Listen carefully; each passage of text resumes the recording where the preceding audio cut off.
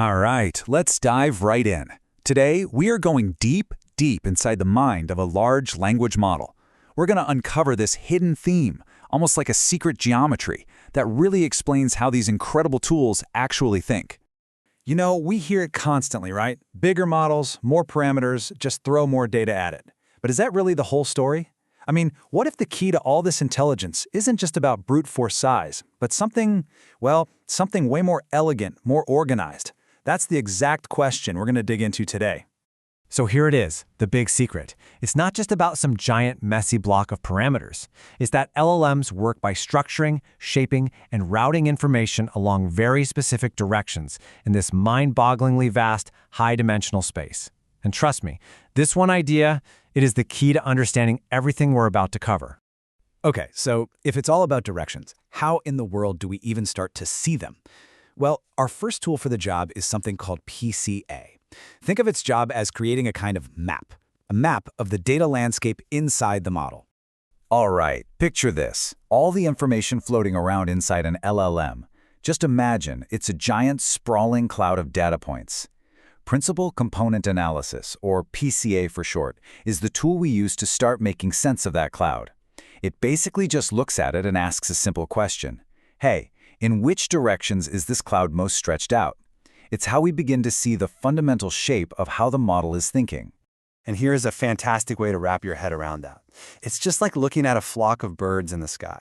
You know, is the flock all stretched out and long, or is it kind of flat, like a pancake? PCA is what finds those main axes.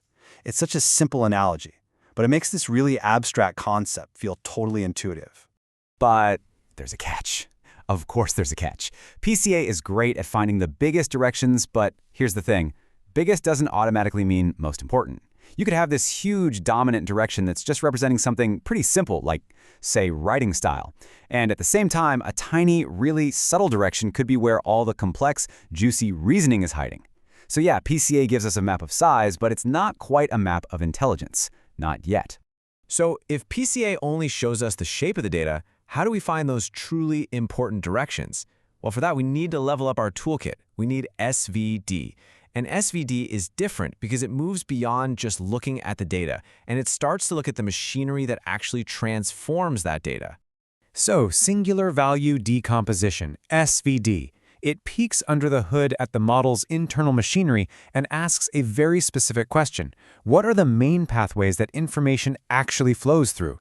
It's all about identifying the most important input directions, the most important output directions for any given transformation, and, crucially, how strong those connections are.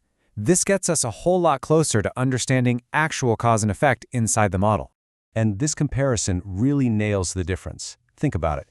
If PCA shows you the shape of the traffic, where all the cars are bunched up, SVD shows you the road system itself. It reveals the underlying infrastructure, the highways and side streets that are actually directing that flow of traffic. So one studies the data, the other studies the machinery that shapes the data. Huge difference. Okay, this is great. We've got these awesome tools for analysis, but let's be real. Can we do more than just look? Can we take this new understanding of directions and actually use it to change a model's behavior? The answer is yes, and that's exactly where our next tool, LoRA, comes into play. I love this line. Think of it this way. If SVD is the microscope that lets us see the model's internal pathways with amazing clarity, then LoRA is the surgical scalpel. It's a tool that lets us go in and make these incredibly precise changes to those very same pathways. And the core idea behind LoRA, which stands for low-rank adaptation, is honestly revolutionary. It proves that we don't need to go through the massive pain and expense of retraining an entire billion-parameter model just to teach it something new. Instead, we can get these really significant behavioral changes just by tweaking a handful of key directions.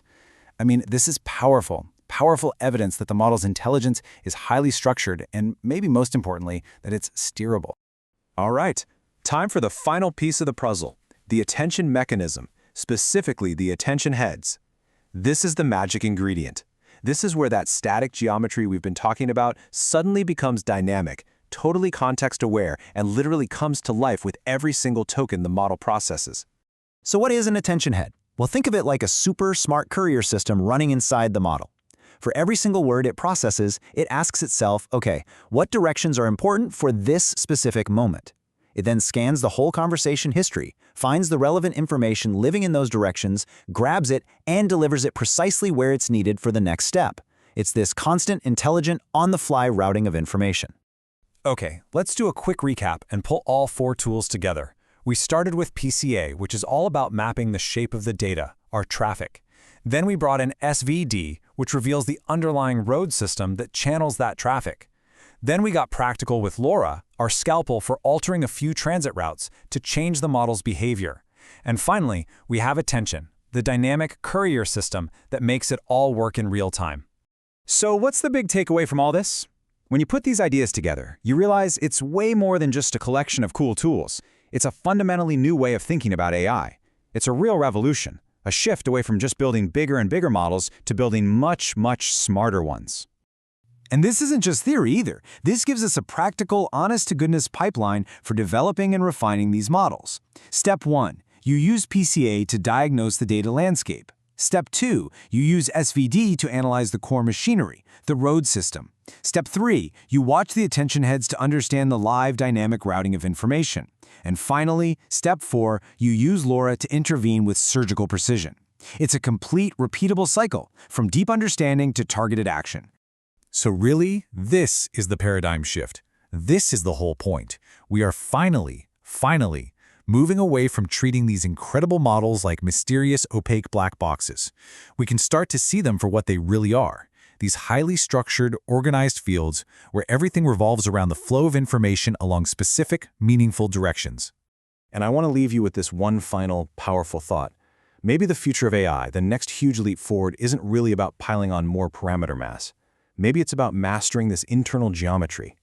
Just think, what new capabilities, what incredible things could we unlock once we truly master the art of organizing intelligence instead of just scaling it?